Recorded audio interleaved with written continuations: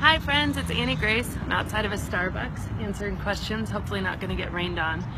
Today's question is from Kaylee, and she says, Annie, I have a question for you. After any night of heavy drinking, I get severe anxiety the next day.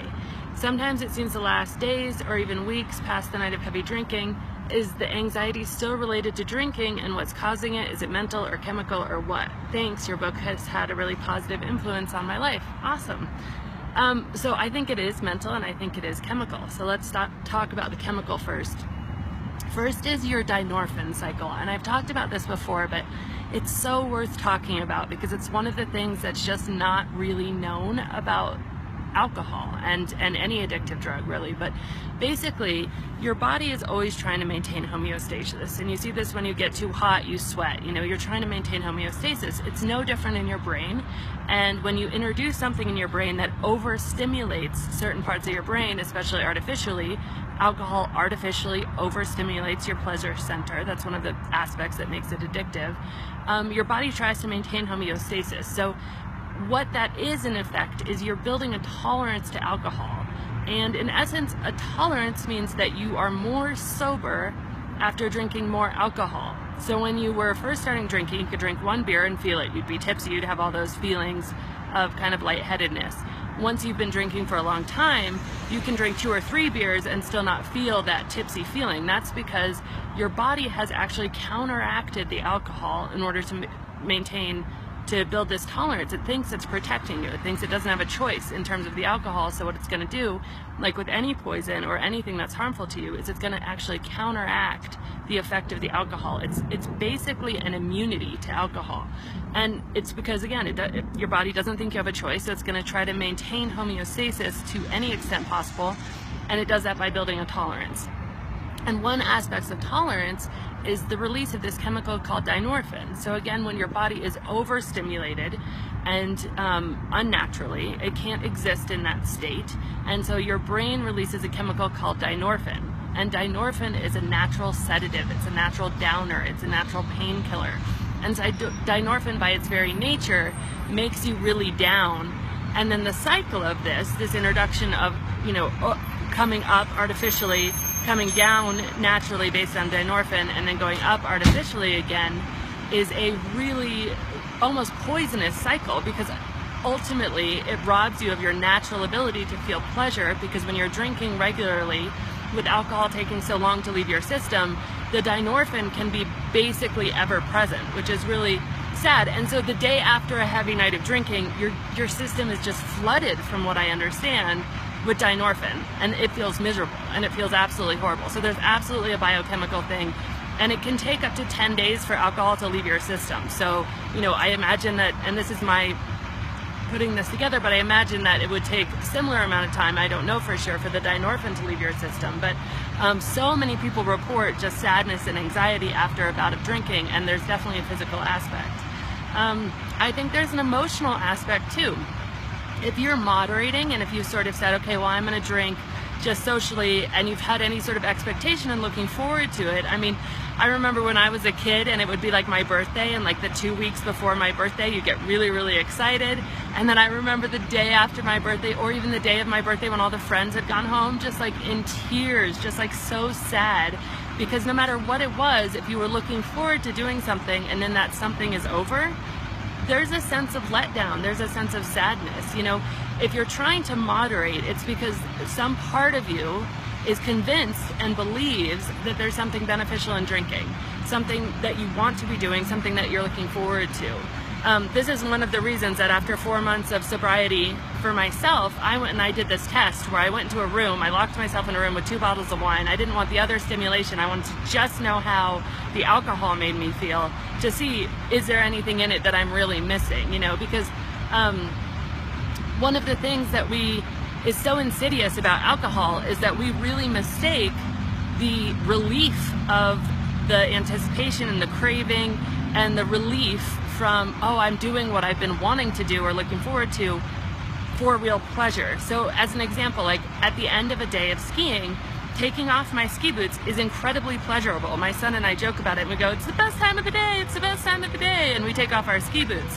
Now, of course, if we weren't wearing our ski boots to begin with, it wouldn't be so pleasurable to take them off. So alcohol does this very same thing, because you physically are craving a drink, so it's more pleasurable when you drink it, and it dupes you into thinking that there's some inherent pleasure in alcohol. So my own personal test was just to say, okay, I'm going to be open-minded about this. I'm going to lock myself in a room. I don't have any of the cravings because it's been 4 months, and I'm just going to see what this physically does to me. Is it nice by itself? And for me, it wasn't. And there's never a time where if I'm like, oh, it would be interesting to drink, all I have to do is remember exactly what alcohol did to me without that craving, without that pleasure, and sure enough, my craving just goes away. And I'm sorry, it's really loud here. But I think there's also, you know, wait for the truck.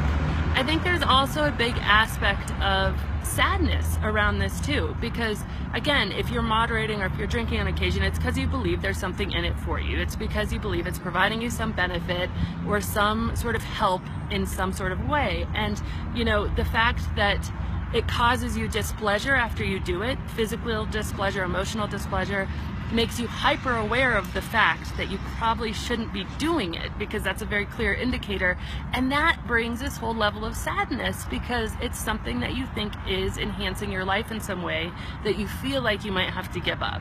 And there's this great Aesop's fable, it's called The Fox and the Grapes, and basically there's a fox and he sees some grapes and they're up on a branch and he's trying to reach the grapes, and he can't reach the grapes. So the reality is this fox is not going to get these grapes. So what does the fox do? The fox says, I think these grapes are actually sour grapes. And he tells himself in his mind, those were probably rotten anyway, they probably didn't taste very good. I don't actually want those grapes. And he walks away a happy fox, even though he didn't get the grapes, because he said he's changed his perspective and he's changed his perception. But the reality is, you know, the perception that you have right now, and we could look at this another way. So imagine that your drinking has been like this house, right? And all your friends are at this house and you have some great memories in this house. You've had some parties, you've had some puking, you've had some, you know, inappropriate things, like this whole litany of all these memories in this house. And it's been just this party house and it's been your drinking life. And all of a sudden you start to smell smoke and you're like, oh, this isn't very comfortable, but you're still in the house, it's cool. But then you start to cough, and then you start to become really aware that actually this house isn't a very safe place to be anymore. And then suddenly you become hyper aware, and you become aware that the house is on fire. And you have to leave, and you get up and you escape, and you stand outside watching this house on fire and watching it burn down. And your first feelings is like, you're just so grateful I didn't burn down with that house. Like, oh, I'm out of that house. Like, thank goodness. Like, I'm so happy to be out of that house because my life is saved and there's, you know, possibility for new and rebirth. But then equally, you're looking at it, and no matter what, this is a huge chunk of your life. This is a huge chunk of your memories. So the idea of letting it go happily is a great idea, and that's what you should start with, is gratitude that you're out of the house. But then you have to come to the realization that that house as you knew it didn't exist. It doesn't exist anymore, you know. That era is over. You can't go back into the house because you know it's on fire. But everything that you remember, all those great memories, they were real because you were there in them, and you know, you almost mourn the innocence and the ignorance of not knowing the house was on fire. And for some of us, we say, well, I just don't even want to know. I'm just going to go back into the burning house because I don't even want to know, because it's so sad for me to think that house is burned down. And so anyway, I think that that's a bit of a tangent, but we should be aware that there is this whole part of our life that was our drinking days, and there were some good memories there, and we're happy to be out of the house. We're happy to have our, you know, not be on fire, but equally, like, there's some sadness there. And I think that going in and out of drinking really reflects that, because you see, okay, I don't feel good today, I don't feel good for a few weeks after I drink. That makes you realize more than anything else that drinking probably isn't what you want to be doing on a really regular basis. And there's some sadness there because it's a change, and anything that changed, even if it's a good change, even if it's the best change, even if you just got an amazing promotion and you're going to work on the 10th floor instead of the 3rd floor, you're gonna miss the 3rd floor. It's just the reality.